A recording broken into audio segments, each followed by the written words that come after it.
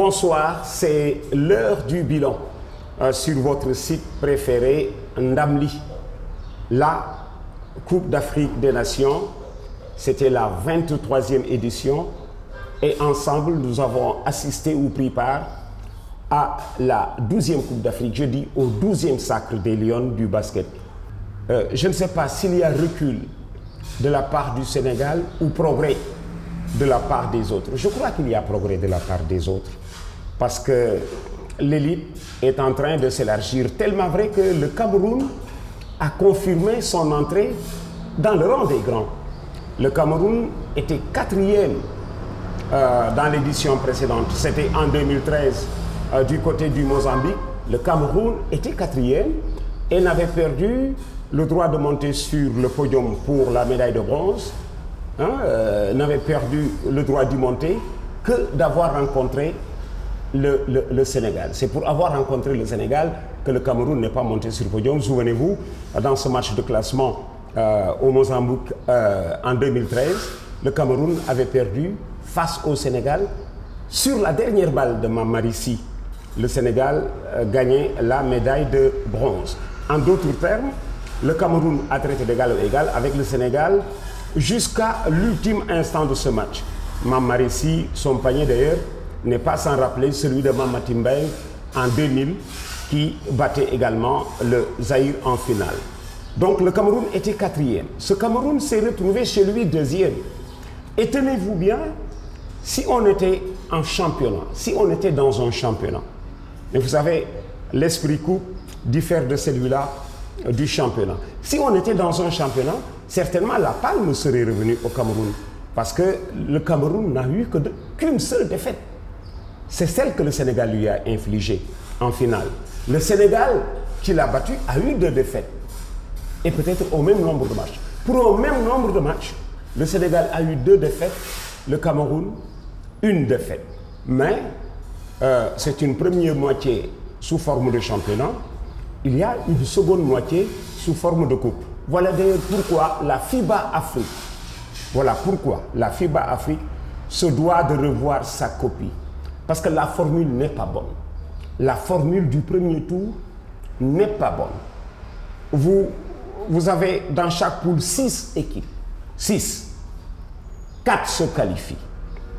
Et quand les équipes jouent dans ce premier tour, le plus gros du temps, elles y vont sans entrant, sans grande ambition, persuadées qu'elles peuvent être qualifiées, tout en évitant, et c'est important, de laisser des forces dans les qualifications. Parce que vous faites 5 matchs dans les qualifications, 5 matchs qui peut-être n'auront servi à rien. Voilà comment le Sénégal, battu en poule à 2 reprises, a enlevé la Coupe d'Afrique. Je me souviens des propos de Aya Traoré, capitaine de l'équipe du Sénégal, qui dit « c'est maintenant que la Coupe d'Afrique commence » quand nous sommes allés en quart de finale. Puisqu'en quart de finale, ça devient, comme on dit, un match à élimination directe.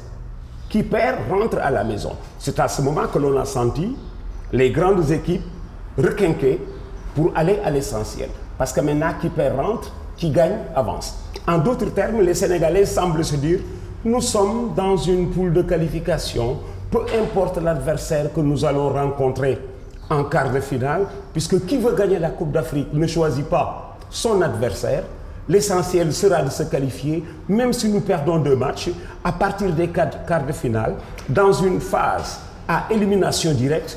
Alors, nous aurons fini peut-être à ce moment-là de nous conserver dans la poule de qualification.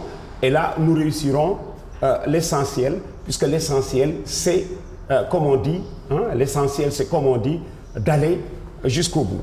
Et cette équipe du Sénégal a réussi à aller jusqu'au bout. Voilà comment la première phase ne me paraît pas bonne. Et nous savons pouvoir compter sur des hommes comme Alphonse Billet, qui est une voix très écoutée, le docteur Alphonse Billet, qui est une voix très écoutée à la FIBA Afrique, et qui était le capitaine de l'équipe de Côte d'Ivoire des années 80. Alors, il sait réfléchir pour la discipline et lui prodiguer les conseils nécessaires. Et c'est la même chose pour les garçons. Regardez avec les garçons. Il y a de cela 2 ans, l'Égypte perd tous ses matchs de poule, se qualifie. perd tous ses matchs de poule, se qualifie, cette équipe d'Égypte, et va en finale. Elle avait plus de défaites que certaines de ces équipes qui se sont retrouvées en quart ou en demi. Alors la formule ne me paraît pas bonne. Les Lions vous diront, dans la première phase, nous avons joué pour des utilités, satisfaire un calendrier qui s'impose à nous, et au moment d'entrer dans les choses sérieuses, après avoir, comme on dit, remis tout en place, après nous être concentrés sur l'essentiel, et voilà comment nous avons vraiment vu l'équipe du Sénégal dans la seconde phase éliminatoire, en quart de finale, en demi-finale et en finale. Tellement vrai qu'en quart de finale et en demi-finale, le Sénégal était entre le vainqueur des Jeux africains, le Mali, et l'équipe double championne d'Afrique, le Gabon. Les autres Africains qui ont regardé le Sénégal jouer semblent se dire, mais le Sénégal avait caché son jeu jusqu'au quart de finale. Au quart de finale, le Sénégal inflige à l'équipe détentrice de la médaille d'or, le Mali, 19 points d'écart. 19. Quart de finale. En demi-finale, face au Gabon, face à l'Angola, en demi-finale, pendant un moment, elle a mené par 13 points d'écart. L'avance a fondu pour finalement déboucher sur 2 points d'écart. Mais entre les 13 et les 2 points, Moustapha et l'entraîneur avaient déjà commencé à entrer dans sa finale. Parce que dans une demi-finale, qui voit la finale se jouer le lendemain, vous êtes aujourd'hui en demi-finale, la finale se joue le lendemain, attention à ne pas trop laisser de force pour rien. Parce que gagner une demi-finale par 100 points d'écart et par 2 points d'écart, mais c'est la même chose. Il faut aller simplement en finale. Et voilà comment, quand Tafa Gaye a mené par 13 points d'écart, il est déjà entré dans la finale du lendemain. Parce que regardez le calendrier de cette Coupe d'Afrique, combien il était démentiel. Et du coup, je lance aussi un appel aux têtes pensantes de la FIBA. Cela me paraît, comme on dit, difficile. Cela me paraît difficile que de faire jouer un championnat d'Afrique en 10 jours. Le Cameroun, toutes les équipes, même celles qui ont joué les matchs de classement, ont fait 8 matchs en 10 jours, c'est beaucoup. 8 matchs en 10 jours, c'est beaucoup. Au début, vous laissez des forces, à la fin, vous perdez des forces, et à la fin, les équipes les plus physiques n'ont plus rien dans les jambes pour avoir laissé beaucoup de force entre 8 matchs en 10 jours. Et voilà comment tout ceci est à revoir de près. C'est tout aussi vrai que dans les instances de développement ou de décision, ceux qui prennent les décisions n'ont pas toujours la culture de la pratique. Ils décident pour des gens qui connaissent mieux ou qui maîtrisent mieux la discipline. Alors, nous en sommes là. Donc, le Sénégal qui gagne son 12e titre, je vous dirai tout à l'heure pourquoi 12. Le Sénégal gagne son 12e titre. Et c'est celui-là qui a été aussi, pour le Sénégal, un avertissement. Pour la première fois, depuis que le Sénégal gagne la Coupe d'Afrique des Nations, nous sommes aujourd'hui à 12 Coupes d'Afrique que nous avons gagnées. Nous avons perdu 6 finales. En d'autres termes, le Sénégal a joué 18 fois la finale, a perdu 6 fois, nous avons fait 13 podiums, 3 podiums, 3 médailles de bronze. Ce qui me fait dire que la performance du Sénégal, elle est mondiale. Regardez la performance du Sénégal, faites le tour du monde, vous ne verrez pas une performance qui lui ressemble. Quelle est cette performance? Nous sommes à 23 éditions, mais le Sénégal n'a participé qu'à 22. Pourquoi 22 sur 23? En 1986, le Sénégal avait déclaré forfait pour aller à Maputo. Forfait du Sénégal en 1986. Pourquoi forfait? C'était un problème interne. Et seulement à la Fédération sénégalaise de football, entre le vice-président, le directeur technique et l'entraîneur. Et ceci a entraîné notre forfait en 1986. Donc nous avons participé en 23 éditions. En 23 éditions, nous avons participé seulement à 22 éditions. Et qu'est-ce que le Sénégal a fait en 22 éditions? 21 podiums. 22 participations, 21 podiums. 22 participations, 21 fois, le Sénégal est sorti de la compétition avec une médaille autour du cou. Faites le tour du monde, vous ne verrez pas, dans n'importe quelle discipline, une équipe réussir une telle performance. Et pour la précision, ce n'est qu'en 1966 que nous n'avons pas eu de podium. Ce n'est qu'en 1966 que nous ne sommes pas montés sur podium. Et pourtant, nous sommes montés sur podium. J'ai tendance, je l'oublie souvent. Mais c'est une distinction individuelle. Individuelle. Nous sommes montés sur podium en 1966. C'était en Guinée. Jeanne Diompi, qui venait de la Casamance, était alors meilleure marqueuse. Oui. Elle est montée sur podium en 1966, pour recevoir la palme de la meilleure marqueuse. Et elle m'a dit une fois, je l'ai rencontrée, c'était mon plus beau souvenir, parce que vous savez pourquoi j'ai dit non? Il me dit c'est le président Sékou Touré qui m'avait donné cette distinction. Et comme j'aimais bien Sékou Touré, l'image m'est encore restée. Alors voyez que le basketball sénégalais est éternel, mais il y a un signal clignotant qui a averti. Pour cette année, nous avons eu 2 défaites en phase finale. Et nous sommes champions d'Afrique. C'est vrai que c'était, comme on dit, pendant la période qui ne sert à rien et qui souvent liquéfie les joueurs. Voilà pourquoi la FIBA Afrique doit revoir sa copie de ce code. N'empêche, le Sénégal a été un très grand champion. Très, très grand champion. Si grand champion qu'il y a des Sénégalaises dans la vitrine de l'excellence encore cette année. Avec qui? Avec Aya Traoré et Astou Traoré.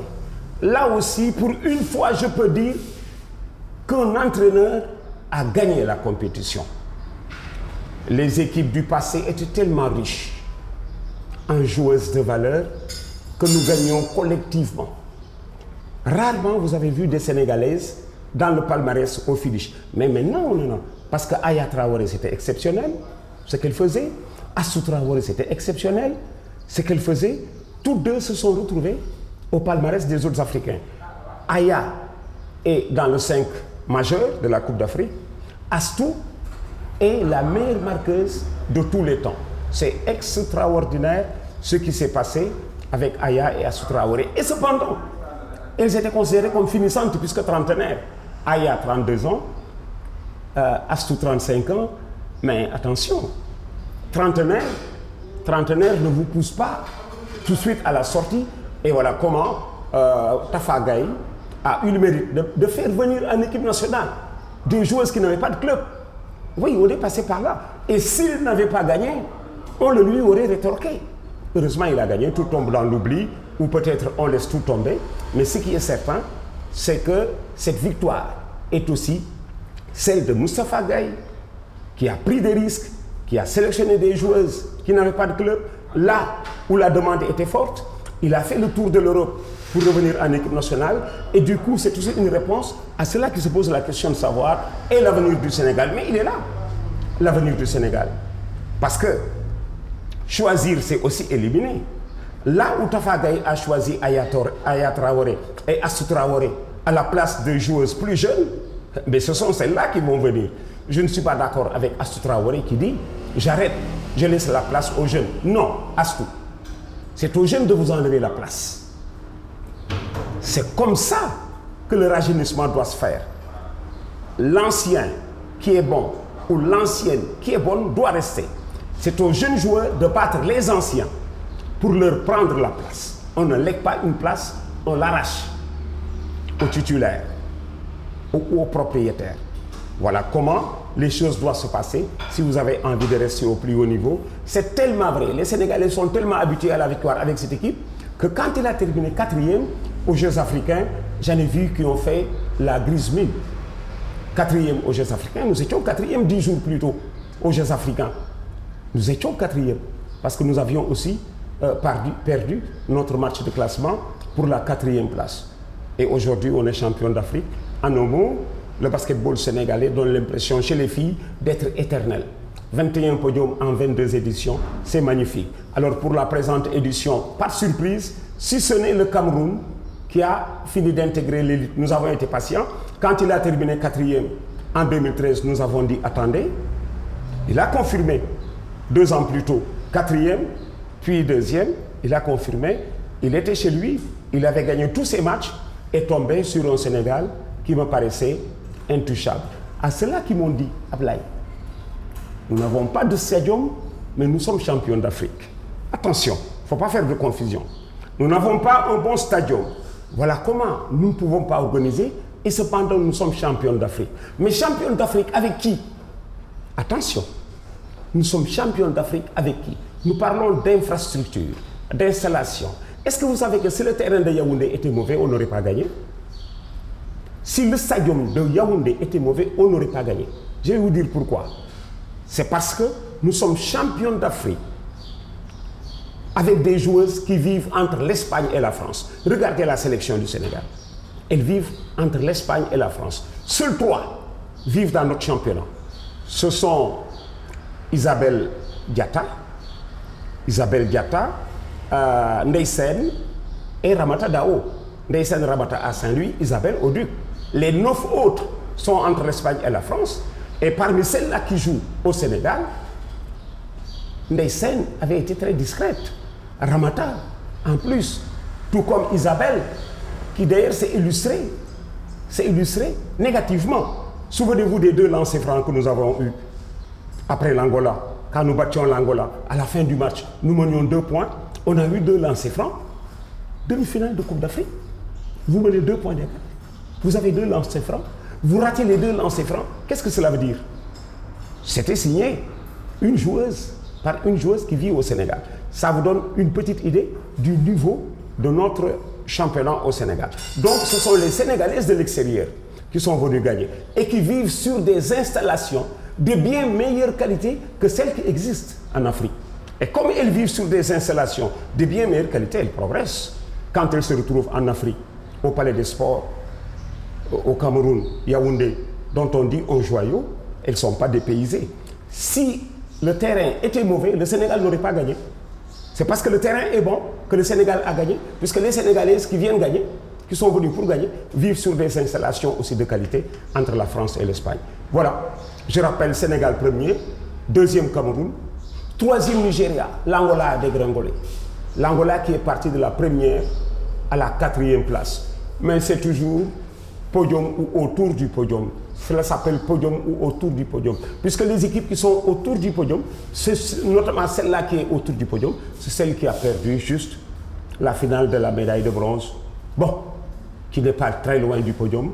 Il vaut mieux bordure de podium que se retrouver très éloigné du podium. Voilà, globalement vu, ce championnat d'Afrique que le Sénégal a gagné. Nous reviendrons pour vous parler du pourquoi et du comment du 12e sacre ou du 11e, je précise que c'est 12e, je vous dirai pourquoi 12e, et globalement sur le palmarès aussi des 23 éditions que nous avons fini de vivre, le Sénégal qui participe à 22 reprises et qui gagne 21 podiums. Merci d'avoir choisi Ndamli pour des précisions dont vous avez besoin. Ceci vous permet d'éclairer ceux-là qui ne le sont pas, parce que ce site est celui de la victoire. Ceux ou celles qui viennent s'y abreuver voleront avec la victoire. Merci de nous avoir choisis. Bonjour ou bonsoir et à la prochaine.